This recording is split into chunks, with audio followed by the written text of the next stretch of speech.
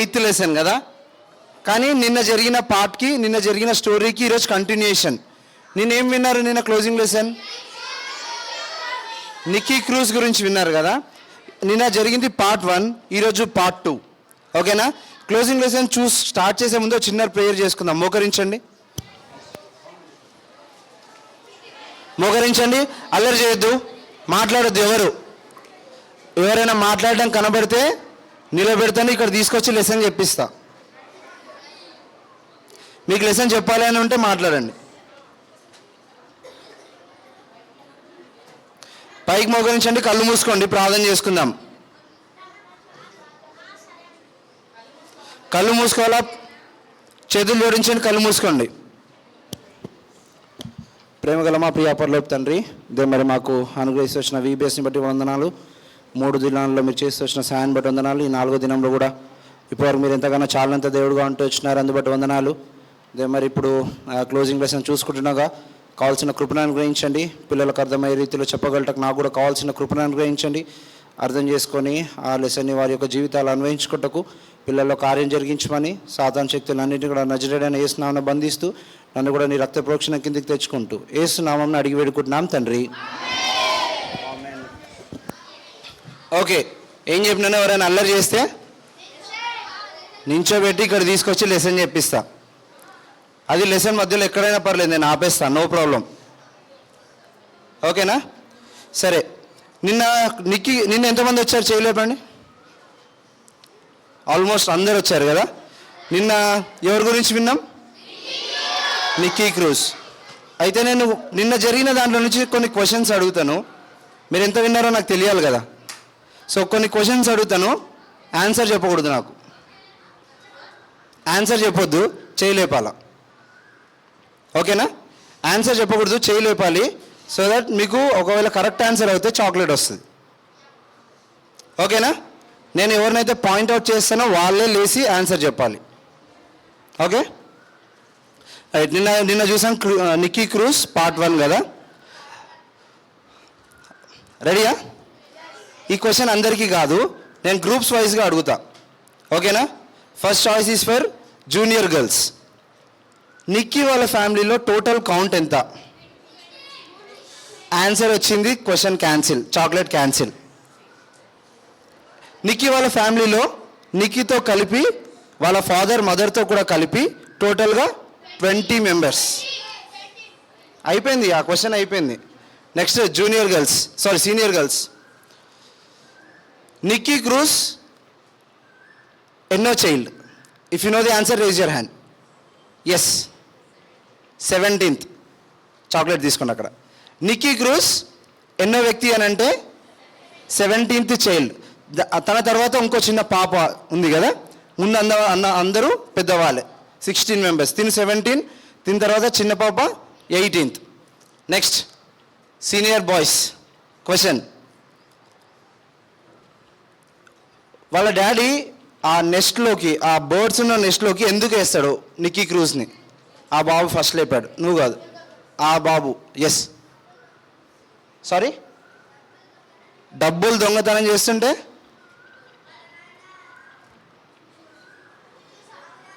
పట్టుకుంటాడు. పట్టుకొని ఏం చేస్తాడు? పౌరాల దాంట్లో నెక్స్ట్ దాంట్లో వేస్తాడు కదా. Very good. Next junior boys. మీకు కొద్దిగా టఫ్ క్వశ్చన్ అడగాల, చాలామంది ఉన్నారు కదా. ఆ బర్డ్స్ తనని అటాక్ చేస్తున్నప్పుడు తను ఒక పని చేస్తాడు. అయితే ఆగండి, ఈ క్వశ్చన్ వద్దు, ఆగండి. అయితే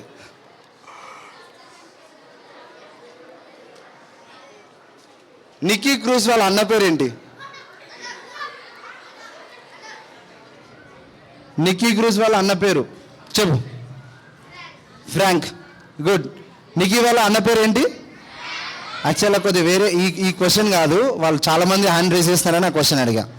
ఓకే, జూనియర్ గర్ల్స్, ఈ స్లైడ్లో ఏం జరుగుతుంది? నో, కూర్చోవాలా? మంచిగా కూర్చోండి. పాప చెప్పు. నిక్కీ తనకంటే పెద్దవాళ్ళని లేదా తన ఏజ్లో ఉన్న వాళ్ళని కొట్టలేరు కాబట్టి ఏం చేస్తున్నాడు? ఒక చిన్న పాపని కొట్టినప్పుడు వాళ్ళ డాడీ చూసి ఏం చేస్తున్నాడు? కొడుతూ ఉన్నాడు కదా. రైట్. Senior girls,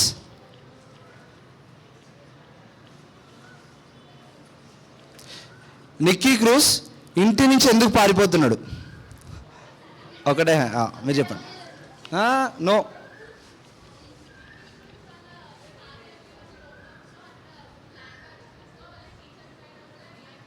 okay.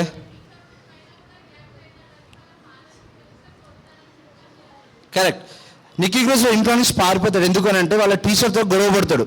ఎందుకంటే తనకున్న యాంగర్, వాళ్ళ తండ్రి మీద కోపము ఎక్కడ చూపించాలో తెలియక టీచర్ మీద చూపిస్తే, టీచర్ పెద్ద హైట్గా ఉంటారు కదా, ఇట్లా పట్టుకుంటే ఇట్లా ఇట్లా ఇట్లా అన్నాడు కానీ తాకలేదు ఏమి టీచర్కి.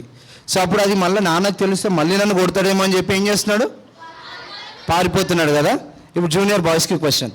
ఓకే. ఎన్ని డేస్లో పోలీసులు నిక్కీ క్రూస్ని పట్టుకున్నారు?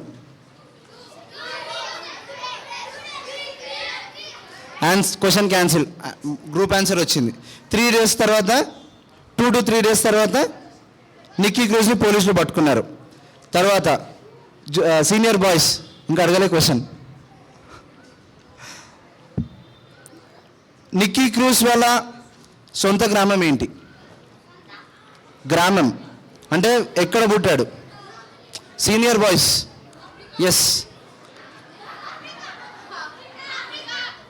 కాదు కదా, ఆగండి. ప్యూటరికో. Very good. ఒక ఐలాండ్లో ప్యూటరికోలో జన్మించినాడు. జూనియర్ గర్ల్స్, వాళ్ళ అన్న ఏ స్టేట్లో ఉంటాడు? కొత్త వాళ్ళకి ఛాన్స్ ఇద్దాం. లాస్ట్ పాప చెప్. అమెరికాలో ఏ state?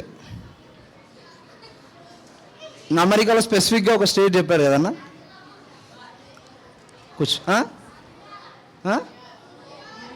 New York. Okay, very good. New York కదా. అయితే న్యూయార్క్లోకి వెళ్ళి డైరెక్ట్గా వాళ్ళ అన్నింటికి వెళ్ళాడా?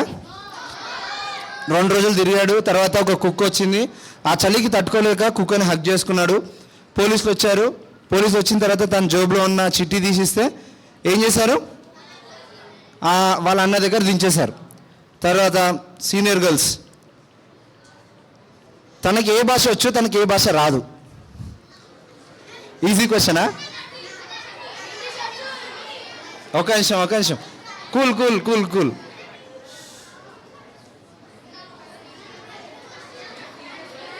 సీనియర్ గర్ల్స్కి క్వశ్చన్. మీరు చెప్పండి. స్పెట్స్.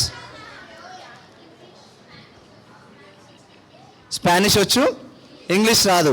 అక్కడ స్కూల్లో జాయిన్ చేయించిన తనకు అక్కడ ఇంగ్లీష్లో చెప్పడం బట్టి తనకు అర్థం కాదు. అర్థం కాకపోతే ఏమవుతుంది? తను ఒక గ్యాంగ్లో చేరుతాడు. ఆ గ్యాంగ్ నేమ్ అందరు చెప్పండి కదా. అక్కడ చాక్లెట్లు అయిపోయినాయి, అందుకే అందరు చెప్పమన్నా. ఓకే. మౌమాస్ అనే గ్యాంగ్లోకి చేరుతాడు. గ్యాంగ్లోకి చేరి అక్కడ ఆ గ్యాంగ్తో పాటు అన్ని క్రైమ్స్ చేస్తూ ఉంటాడు. దొంగతనాలు చేస్తూ ఉంటాడు. ఇంకా కరెక్ట్గా చెప్పాలంటే హత్యలు కూడా చేస్తూ ఉంటాడు కదా. తర్వాత ఆ గ్యాంగ్ మెంబర్సే నా ఫ్యామిలీ అని అనుకుంటాడు ఒక టైంలో. ఎందుకంటే వాళ్ళందరూ చాలా జాలీగా, చాలా హ్యాపీగా ఉంటారు. వాళ్ళు అక్కడక్కడే. ఆ తాత్కాలికమైన సంతోషమే, కానీ అది చూసే తను ఏమనుకుంటాడు అంటే ఇదే నా నిజమైన ఫ్యామిలీ అని అనుకుంటాడు. కానీ ఆ రోజుల్లో పడుకునేటప్పుడు తనకి చాలా చాలా పీడకలలు వచ్చేటివి అనమాట. ఎందుకంటే గ్యాంగ్ లీడర్ కదా. ఇప్పుడు గ్యాంగ్లో చేరాడు ఫస్ట్. తర్వాత మౌమాస్ గ్యాంగ్ లీడర్గా అయ్యాడు, ప్రెసిడెంట్ అయ్యాడు. ఆ ప్రెసిడెంట్ అయిన తర్వాత ప్రశాంతంగా నిద్రపడుతుందా? ఎందుకంటే ఎవరు ఎప్పుడు వచ్చి అటాక్ చేస్తారో తెలీదు. సో ఆ రూమ్లో నుంచి బయట ఇంత చిన్న సౌండ్ వచ్చినా సరే ఉలికిపడి లేసేవారు అనమాట, ఎవరు నన్ను చంపడానికి వచ్చారు అని చెప్పి. ఆ రాత్రిలో ఆ విధంగా పడుకునేవాడు అనమాట. ఇది ఆల్రెడీ చూసాము. ఈరోజు లెసన్ ఏంటో చూద్దాం. ఈరోజు పార్ట్ 2. అయితే నిన్న లాస్ట్లో చూసాం కదా, తను సరిగా పడుకునేవాడు కాదు. అయితే ఒకరోజు ఏమైంది అని అంటే తన ఫ్రెండ్, తన గ్యాంగ్లోనే ఉన్న తన ఫ్రెండ్ ఒక అతను వచ్చి ఇక్కడ దగ్గరలో ఒక దగ్గర సర్కస్ జరుగుతుంది, సర్కస్ చూడడానికి వెళ్దాము అని అంటాడు. సర్లే చేసేదేముంది, సర్కసే కదా, వెళ్దాము అని చెప్పి సర్కస్కి వెళ్తారనమాట. దగ్గరికి వెళ్ళిన తర్వాత తెలుస్తుంది ఏంటి అంటే అది సర్కస్ కాదు.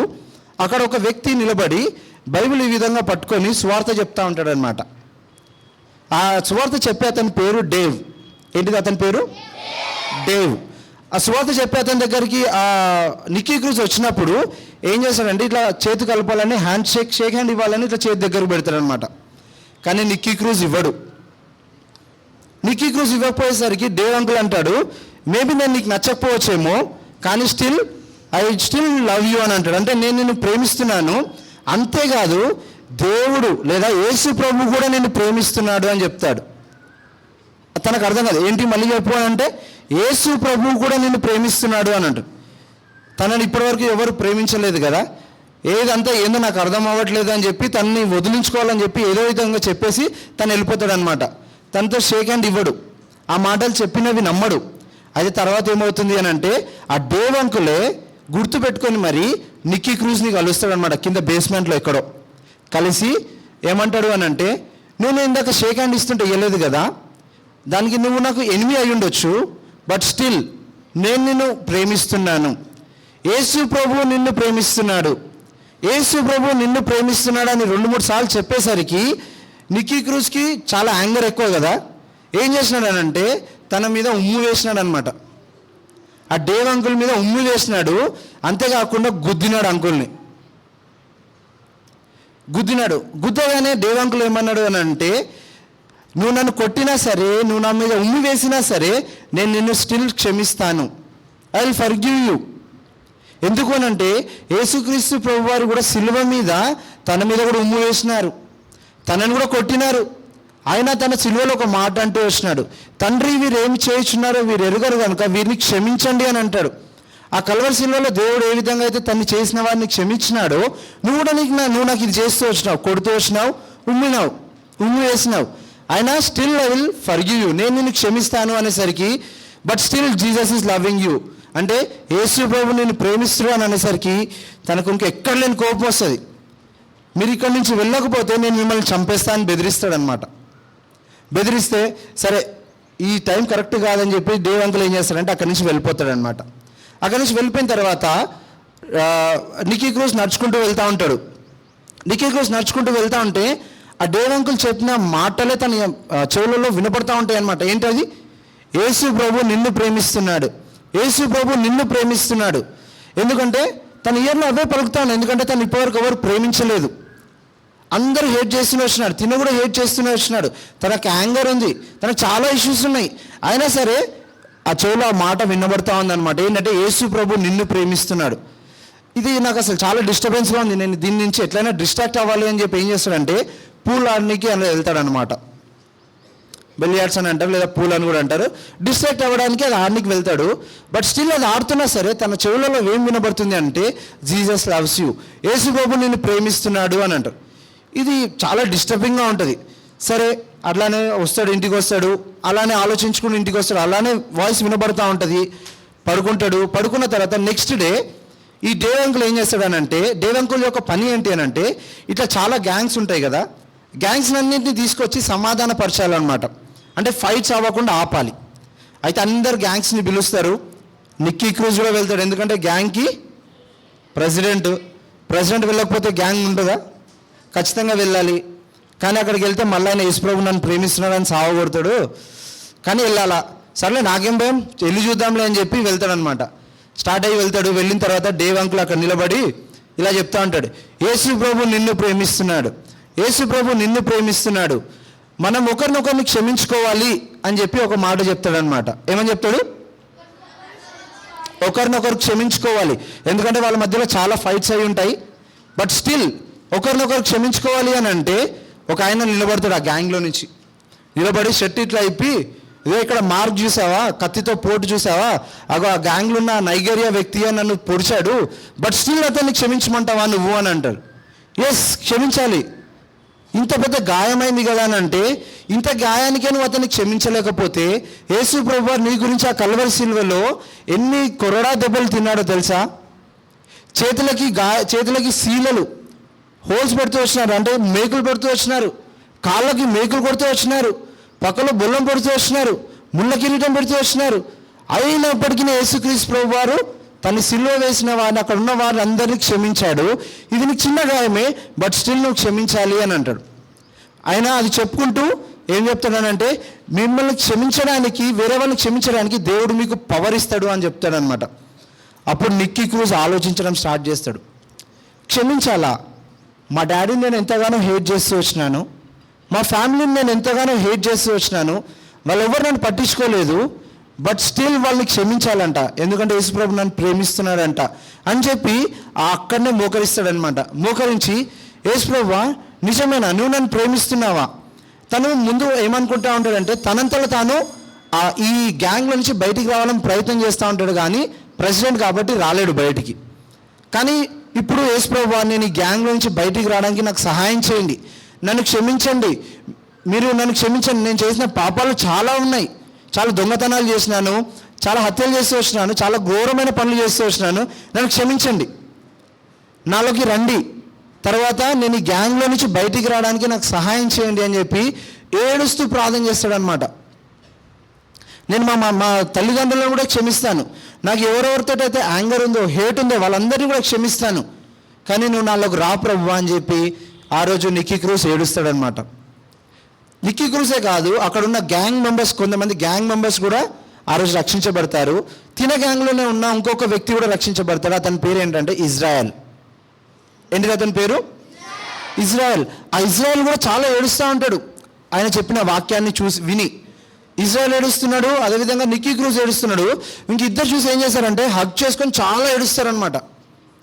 బేసిక్గా నార్మల్గా ఏడుపు ఎందుకు వస్తుంది? బాధ ఉన్నప్పుడు వస్తుంది కదా. ఏడవడం వల్ల ఏమవుతుంది అంటారు? బాధ పోతుంది అని అంటారు కదా. వాళ్ళు అందుకే ఏడుస్తూ ఉన్నారనమాట. అంటే నాలో ఉన్న పాపం, నాలో ఉన్న బాధ అంతా పోవాలి అని చెప్పి ఏడుస్తూ ఉంటారు. ఇద్దరు చాలా గట్టిగా హగ్ చేసుకొని చాలా గట్టిగా ఏడుస్తారు. ఏడిసిన తర్వాత ఆ డేవ్ అంకుల్ దగ్గరికి వెళ్తారు. వెళ్ళి, అంకుల్ నేను యేసుప్రభుని నమ్ముకున్నాను, నాకు ఒక బైబిల్ ఇవ్వరా, మా గ్యాంగ్లో ఉన్న వాళ్ళందరికీ బైబిల్ ఇవ్వరా, మేము వెళ్ళి చదువుకుంటాము, ఇంకా దేవుని గురించి స్ట్రాంగ్గా తెలుసుకుంటాము అని అడుగుతారు. అప్పుడు ఆయన ఏం చేస్తారనంటే ఆ డేవ్ అంకుల్ వాళ్ళందరికీ బైబిల్స్ ఇస్తాడనమాట. బైబిల్స్ ఇచ్చిన తర్వాత బైబిల్ని తీసుకొని ఇంటికి వెళ్తాడు. ఇంటికి వెళ్ళిన తర్వాత రాత్రి డేవ్ అంకుల్ని బైబిల్ అడుగుతా అన్నాడు. బైబిల్ తీసుకున్నాడు, ఇంటికి వెళ్ళినాడు.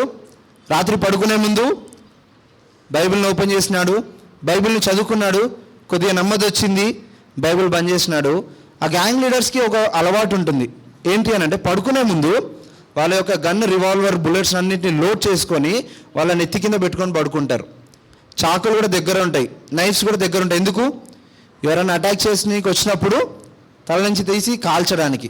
కానీ తను నిక్కీ క్రూజ్ అనుకుంటాడు, ఇప్పుడు నాకు ఇవన్నీ అవసరం లేదు కదా, నాకెందుకు ఈ గన్ను, నాకెందుకు ఈ నైఫ్, సరే ఈరోజు నుంచి ఇది కాదని చెప్పి తన పిల్లో దగ్గర నుంచి తీసేసి ఇంట్లో ఒక కార్నర్ దగ్గర పెట్టేస్తాడనమాట. ఈరోజు నుంచి వాటి నాకు అవసరం లేదు, దేవుడే నన్ను కాపాడుతాడు అని చెప్పి ఆ రోజు పడుకుంటాడనమాట. అప్పటి వరకు నిక్కీ క్రూజ్ ఎన్ని రోజులైతే పడుకున్నాడో వాటన్నిటికంటే ఆ రోజు ప్రశాంతమైన నిద్రపోయాడంట. ఎందుకంటే ఆ రోజు ఒక కార్యం జరిగింది కదా. యేసు ప్రభువుని తను అంగీకరించినాడు. ఆ గ్యాంగ్లో నుంచి బయటికి రావడానికి దేవుడు సహాయం చేయమని అడిగినాడు కదా. అవునా?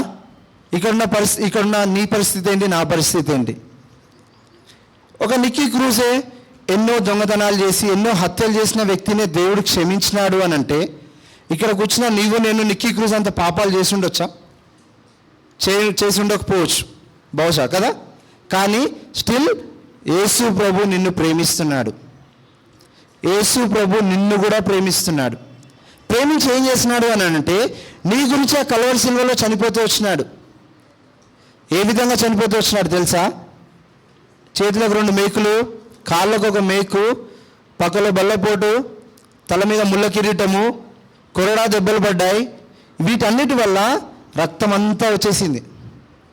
బాడీలో రక్తం ఎంత ఉంటుందో తెలుసా? నాకు కూడా తెలీదు.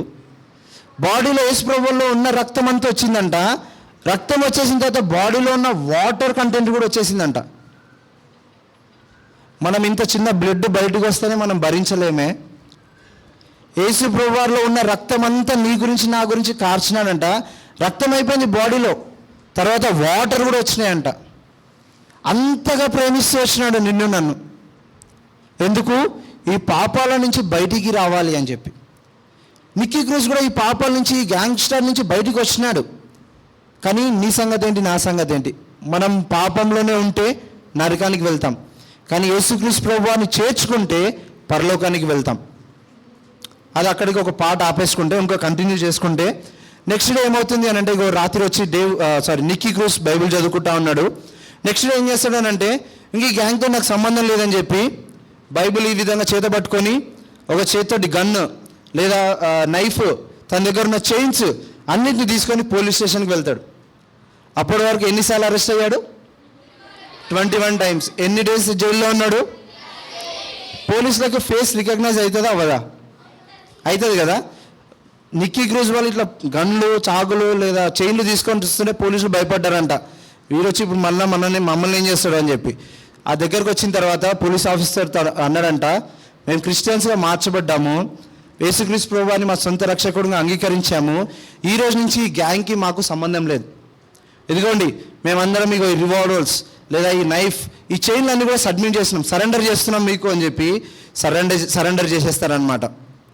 అక్కడ పోలీసులు అందరూ షాక్ అయిపోతారు, ఏంది సరెండర్ చేస్తున్నారా? చాలా షాక్ అయిపోయి, మీరేనా నిజంగా ఇలానే మారిందంటే, ఎస్ మేము ఈ రోజు నుంచి క్రిస్టియన్స్ లేదా క్రైస్తవుని, ఎందుకంటే యేసు ప్రభు నాలోకి వచ్చినాడు అని చెప్తారనమాట. ఇంకా ఆ రోజు ఆ బైబిల్ని పట్టుకొని అదే విధంగా తిరుగుతూ ఉంటారనమాట ఊరంతా. ఎందుకంటే చాలామందికి ఏమని తెలుసు? గ్యాంగ్స్టర్గా తెలుసు. కానీ ఇప్పుడు ఆ బైబిల్ పట్టుకొని నడవడం వల్ల ఏమని తెలుసు? తను ఒక క్రిస్టియన్ అంటే మారినాడు అని చెప్పి తెలుసు అందరికీ. అయితే నెక్స్ట్ డే ఏమైంది అని అంటే, ఇంకా తను అంటే రక్షింపబడమే కాకుండా తర్వాత తను క్రీస్తులో ఎదగాలి అంటే ఏం చేయాలి? ఒక చర్చ్కి వెళ్ళాలి.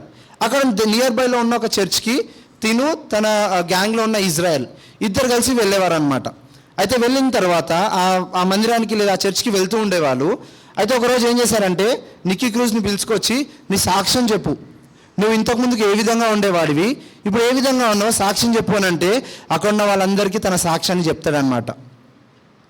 తన సాక్ష్యాన్ని చెప్పిన తర్వాత, ఈ విధంగా నేను గ్యాంగ్స్టర్గా ఉండే, నన్ను యేసు ప్రభు రక్షించాడు, నా హృదయంలోనికి వచ్చాడు, నా పాపాలన్నీ క్షమించాడు, నేను ఆ గ్యాంగ్ని వదిలివేశాను అని చెప్పి తన సాక్ష్యం మొత్తం చెప్తాడనమాట. ఇద్దరు చెప్తారు, ఇజ్రాయెల్ అండ్ నిక్కీ.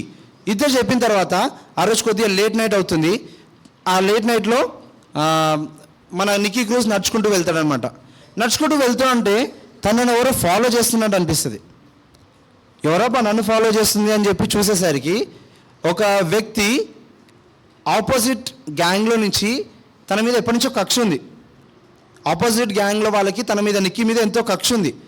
అయితే ఒక అతను ఏం చేస్తూ వచ్చినాడంటే, ఆపోజిట్ గ్యాంగ్లో పర్సన్ కత్తి తీసుకొచ్చి తనని పొడవడానికి ఇట్లా వచ్చాడనమాట. నిక్కీ క్రూజ్ అది గమనించి తప్పించుకొని ఇట్లా చేయి పెట్టాడనమాట. చేయి పెడితే తనకేం గాయం కాలేదు, కానీ చేయిలోకి కత్తి దూసుకొని పోయిందనమాట. చాలా డీప్గా కట్ అయింది. చాలా డీప్గా కట్ అయ్యేసరికి నిక్కీ క్రూజ్కి ఇంకా ఎక్కడ లేని కోపం వచ్చిందనమాట. అంటే స్టార్టింగ్లో ఉండే కోపం వచ్చిందనమాట. ఈ చిన్నవాడు వచ్చి నన్ను మర్డర్ అటెంప్ట్ చేస్తాడా, నా చేతికి ఇంత గాయం చేస్తాడా అని చెప్పి అక్కడికి ఒక కారుకున్న ఒక రాడ్ తీస్తాడంట. రాడ్ తీసి అతన్ని అతనితో కొట్లాడదాం, ఎందుకంటే కొద్దిగా పవర్ ఎక్కువ ఉంటుంది, లీడర్ కదా, పాత పవర్, పాత యాంగర్ ఉంటుంది, అతన్ని చంపుదామని ఇట్లా పెట్టేసరికి తనను ఎవరో ఈ చేతి ఆపుతా ఉన్నారంట, కొట్టనీయకుండా చేయి ఆపుతా ఉన్నారంట. తర్వాత చెవులో ఎవరో చెప్తా ఉన్నారంట, అది కింద పడేయని చెప్తా ఉన్నారంట. అప్పుడు నిక్కీ క్రూజ్ అర్థమైందంట, ఓహో నేను రక్షించబడ్డా కదా, మళ్ళీ పాత స్వభావానికి ఎందుకు వెళ్ళాను, ఈ శత్రువులను క్షమించమని అడిగితే దేవుడు నాకు పవర్ ఇస్తాడు, సహాయం చేస్తాడని దేవంకులు చెప్పాడు కదా అని చెప్పి ఒక మాట అంటాడనమాట. గాడ్ హెల్ప్ మీ అని గట్టిగా అరుస్తాడు. గట్టిగా అరిస్తే ఆపోజిట్ ఉన్న వ్యక్తికి అర్థం కాదు, ఏంటి ఏం చెప్తున్నావు మళ్ళీ చెప్పు అని అంటే, గాడ్ హెల్ప్ మీ అనేసరికి అమ్మో ఇదేదో గాడ్ని పిలుస్తున్నాడు, మనకెందుకు వచ్చిందని చెప్పి అక్కడి నుంచి పారిపోతాడనమాట ఆపోజిట్ వ్యక్తి. ఆ రోజు ఏమవుతుంది అని అంటే, తనకి నిక్కీ క్రూజ్కి ఏమర్థమవుతుంది అంటే, ఓ గాడ్ ఈ విధంగా కూడా హెల్ప్ చేస్తాడా, అంటే ఎటువంటి పరిస్థితి వచ్చినప్పటికీ హెల్ప్ చేస్తాడా అని అనుకున్న తర్వాత ఇంటికి వెళ్తాడు. ఇజ్రాయెల్కి చూపిస్తాడు, ఇగో ఆ పర్సన్ వచ్చి నన్ను ఇట్లా అటాక్ చేసినాడు, ఇగో నా చేతిలో ఇంత గాయమైంది అని అంటే, ఇలా కాదు చాలా డీప్గా కట్ అయింది, మళ్ళీ ప్రాబ్లం అవుతుంది, ఇమీడియట్గా హాస్పిటల్కి వెళ్దాము అని చెప్పి ఏం చేస్తారు అని అంటే హాస్పిటల్కి తీసుకెళ్తారనమాట. హాస్పిటల్లో పెద్ద పట్టీ వేస్తారు ఇక్కడ చేతికి, గాయమైన కారణాన్ని బట్టి. ఈ స్టోరీ ఈ రోజుకి ఇంతే. కానీ ఈ సెకండ్ పార్ట్లో ఏం నేర్చుకుంటూ వచ్చినామంటే, నిక్కీ క్రూజ్కి ఒక పరిస్థితి వచ్చింది. పరిస్థితి రావడం కారణాన్ని బట్టి ఏం జరిగింది, తనలో ఉన్న పాత స్వభావాన్ని తీసుకొని వచ్చినాడు.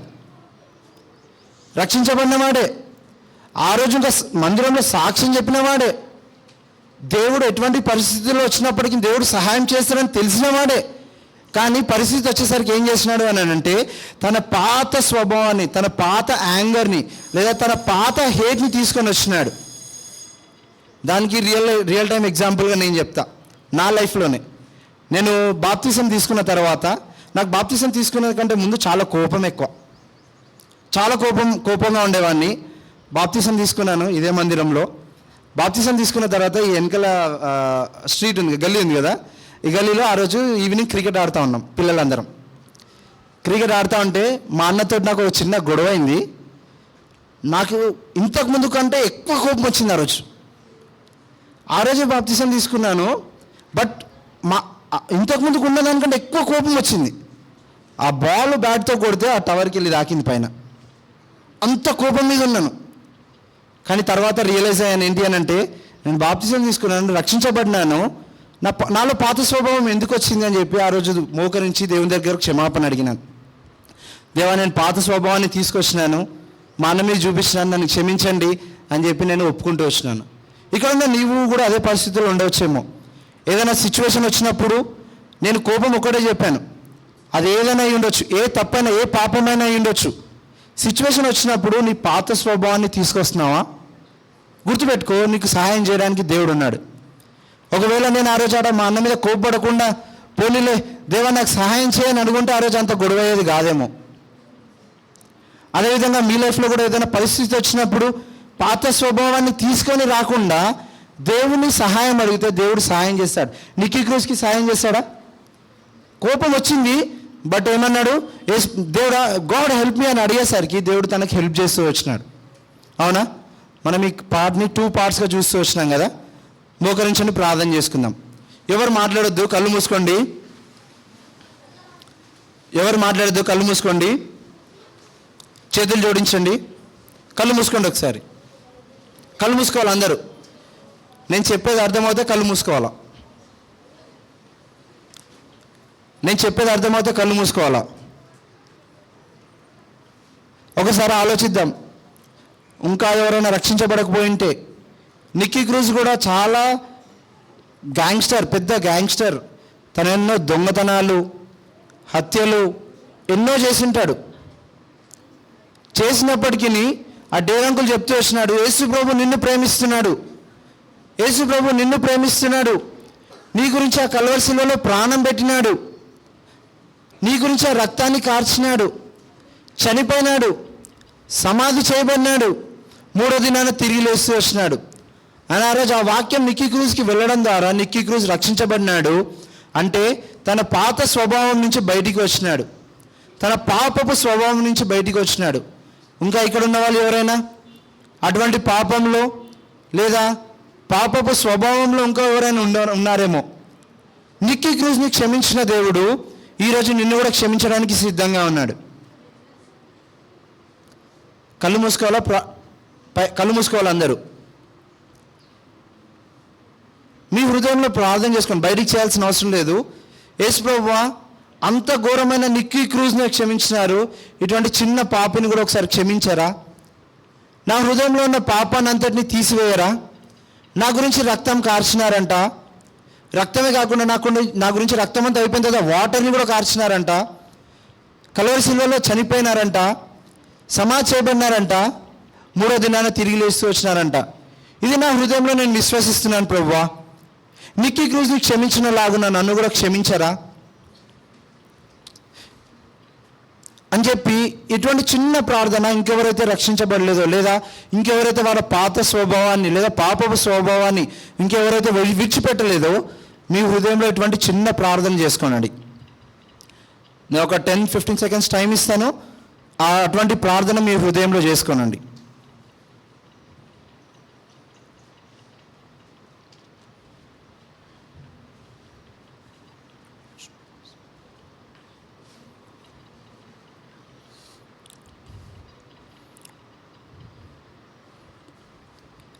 ఒకవేళ ఇటువంటి ప్రార్థన మొట్టమొదటిసారిగా నువ్వు చేసుకుంటున్నావేమో, ఇటువంటి ప్రార్థన ఎవరైతే వారి యొక్క హృదయంలో మొట్టమొదటిసారి చేసుకుంటా ఉన్నారో మీ చేతులు తలకంటే పైగా ఎత్తండి, మీకు ఒక కార్డు ఇస్తారు. నిన్న మొన్న 3 days ఎత్తిన వాళ్ళు కాదు. ఎవరైతే ఇటువంటి ప్రార్థన మొట్టమొదటిసారి చేసుకుంటా ఉన్నారో వారి యొక్క హృదయంలో మీ చేతులు ఉంచండి, మీ చేతులు మీ తలకంటే పైగా ఉంచండి, మీకు ఒక కార్డు ఇస్తారు. గుర్తుపెట్టుకోనండి, యేసు ప్రభు మిమ్మల్ని ప్రేమిస్తున్నాడు. మీ ఇంట్లో వారు మిమ్మల్ని ప్రేమించకపోవచ్చు, మీ ఫ్రెండ్స్ మిమ్మల్ని ప్రేమించకపోవచ్చు, మీ అన్నా చెల్లెలు అక్క తమ్ముళ్ళు ఎవరు మిమ్మల్ని ప్రేమించకపోవచ్చు, కానీ యేసు ప్రభు నిన్ను ప్రేమిస్తున్నాడు. నీ గురించి తన ప్రాణాన్ని అర్పిస్తూ వచ్చినాడు. అదే రుజువు, ఆయన ప్రేమించడానికి రుజువు ఏంటి అని అంటే నీ గురించి నా గురించి ఆయన ప్రాణాన్ని అర్పిస్తూ వచ్చినాడు. ఇంకా ఎవరైతే ఇటువంటి పాప స్వభావంలో లేదా ఇంకా ఇటువంటి పాపాలలో ఉంటున్నారో ఒక చిన్న ప్రార్థన, మీరు ఇటువంటి ప్రార్థన మీ హృదయంలో చేసుకొని ఉంటే చేతులు తలకనే పైగా ఎత్తండి, మీకు ఒక కార్డు ఇస్తారు. మొన్న 3 days ఎత్తిన వాళ్ళు కాదు, మొట్టమొదటిసారిగా ఇటువంటి ప్రార్థనను మీరు చేసుకున్నట్టయితే. ఇంకెవరైనా ఉన్నారా? ఆ పాట వదిలేస్తే సెకండ్ పార్ట్కి వస్తే, నిక్కీ క్రూజ్కి ఒక సిచ్యువేషన్ వచ్చింది. ఆ సిచ్యువేషన్లో దేవుడు హెల్ప్ చేస్తాడని తెలుసు తనకి, బట్ తన పాత స్థితిని లేదా పాత స్వభావాన్ని మళ్ళీ తీసుకుంటూ వచ్చినాడు. నువ్వు కూడా ఏదైనా పరిస్థితుల ద్వారా వెళ్తున్నావేమో, ఆ పరిస్థితులలో నీ యొక్క పాత స్వభావాన్ని తీసుకొస్తున్నావేమో. అంటే నీ పాత యాంగర్ని లేదా నీ పాత కోపంని, లేదా కొంతమంది దొంగతనాలు కూడా కొన్ని సిచ్యువేషన్స్ వచ్చినప్పుడు రక్షించబడి కూడా కొంతమంది దొంగతనాలు చేస్తారు. ఎందుకంటే సిచ్యువేషన్స్ అలా క్రియేట్ అవ్వచ్చు. అది పాత స్వభావం, పాపపు స్వభావమే. కానీ గుర్తుపెట్టుకో, నిక్కీ క్రూజ్కి ఆ స్థితిలో హెల్ప్ చేసిన దేవుడు నీకు కూడా హెల్ప్ చేయడానికి రెడీగా ఉన్నాడు. ఒకవేళ నువ్వు ఏదైనా పరిస్థితుల ద్వారా వెళ్తా ఉన్నామేమో, కష్టమైన పరిస్థితుల ద్వారా వెళ్తా ఉన్నామేమో, గుర్తుపెట్టుకో, యేసు ప్రభు నిన్ను ప్రేమిస్తున్నాడు, నీకు హెల్ప్ చేయడానికి సిద్ధంగా ఉన్నాడు. నువ్వు అడగడమే లేట్. ఒకవేళ ఏదైనా పరిస్థితి వచ్చినప్పుడు, లేదా ఇప్పటివరకు వచ్చి ఉండకపోవచ్చేమో, ముందున్న జీవితంలో, ముందున్న రక్షణ జీవితంలో లేదా ఆత్మీయ జీవితంలో పరిస్థితులు రావచ్చేమో. ఏ పరిస్థితులు వచ్చినప్పటికీ ప్రభువా, నేను పాత స్థితిని లేదా పాత స్వభావాన్ని బయటికి తీయను, అటువంటి సిచ్యువేషన్స్ వచ్చినప్పుడు నాకు హెల్ప్ చేయండి ప్రభువా. ఒకవేళ ఇంతకుముందుకు ఆ స్థితిలో వచ్చుంటే, అటువంటి స్వభావం వచ్చుంటే అది కూడా ఒప్పుకోనండి. లేదా ముందు వచ్చే సిచ్యువేషన్స్లో, దేవా నిక్కీ క్రూజ్కి హెల్ప్ చేసినారు, నాకు కూడా హెల్ప్ చేయరా, నా పాత స్థితిని నేను మరలా తీసుకొని రాకుండా మీరే నాకు సహాయం చేయండి, ఆ సిచ్యువేషన్స్లో అన్నింటిలో మీరే నాకు హెల్ప్ చేయండి అని చెప్పి మీ హృదయంలో ప్రార్థన చేసుకోండి. దీనికి నేను చేయలేపమని చెప్పను, మీ హృదయంలో మీరే ప్రార్థన చేసుకోవాలా.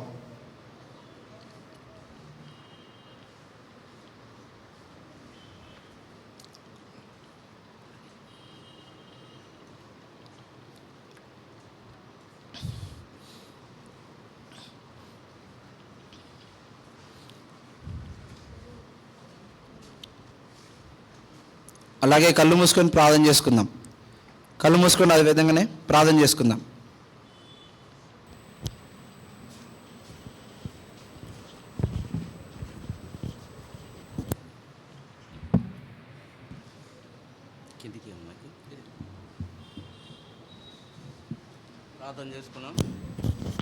పిల్లలు ప్రార్థన చేసుకున్నాం. ఎవరైతే కార్డు తీసుకున్నారో, మారుమనసు పొందినారో వారు కూడా దీవించిన గాక దేవుడు. ప్రేమగల తండ్రి, పరిశుద్ధమైన దేవా, మీ ప్రియకుమారుడు మా రక్షకుని యేసునామములో తండ్రి మీ పాదాల మీద సాగిపడుతున్నాం. సర్వోన్నతుడా, మహోన్నతుడా, గొప్ప కార్యం చేసే గొప్ప తండ్రి, దయగల దేవా, గత 3 దినాలు తండ్రి మరి మీరు గొప్ప కార్యం చేస్తూ పిల్లలు నడిపించినారు. 4వ దినం కూడా తండ్రి మీరు చేసిన గొప్ప కార్యం బట్టి మీకు స్తుతిస్తూ ఆరాధిస్తున్నాం ప్రభా. దయగల తండ్రి, ఎండబారి నుండి పిల్లలు కాపాడుతున్నందుకు వందనాలు తండ్రి. మరి ట్రాన్స్పోర్ట్లో తీసుకొచ్చే బిడ్డలందరిని బట్టి కూడా మీకు స్తోత్రం తండ్రి. అంతేకాదు ప్రభా, ఇక్కడ అటువంటి పిల్లల మధ్య తండ్రి మరి చేయబడిన పరిచయను, ఇతబడిన వాక్యాన్ని, స్టోరీలను పిల్లల హృదయాలలో మీ కార్యం జరిగించి మీ నామయ పరుచుకుని తండ్రి. రాబోయే దినాలలో తండ్రి మీరు తండ్రి మరి నాయన పరలోకానికి వారసులుగా తండ్రి మరి ఆయన తండ్రి మరి బలవంతులుగా మీరు చేసి మీ నామ మహిమపరచుకొని ప్రార్థిస్తున్నాం తండ్రి. దయగల దేవా, గొప్ప తండ్రి, మీరు నమ్మదగిన దేవుడవు తండ్రి, మీ స్తోత్రం. అవును ప్రభా, మరి ఆయన మీరు మా కొరకు తండ్రి శిలువలో తండ్రి మరి చనిపోయి సమాధి చేయబడి 3 దినాన మృత్యుంజయుడిగా మా కొరకు లేచిన తండ్రి, మీ స్తోత్రం. తండ్రి మరి ఈ దినం పరిచర్య అంతా కూడా మీరే జ్ఞాపకం చేసుకొని వేతేస్తాను, మీరు జ్ఞాపకం చేసుకొని ఆశీర్వదించమని ప్రార్థిస్తున్నాం.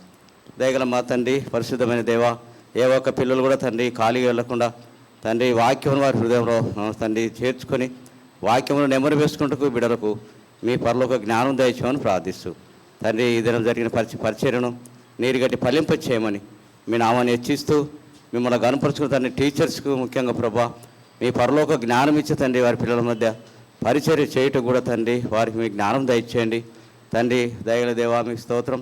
సర్వశక్తిమంతుడా, మీ పరిశుద్ధమైన స్తోత్రం.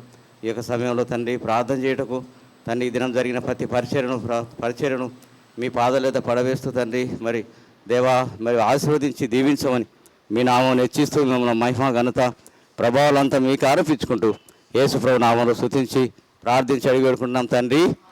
ఆమెన్.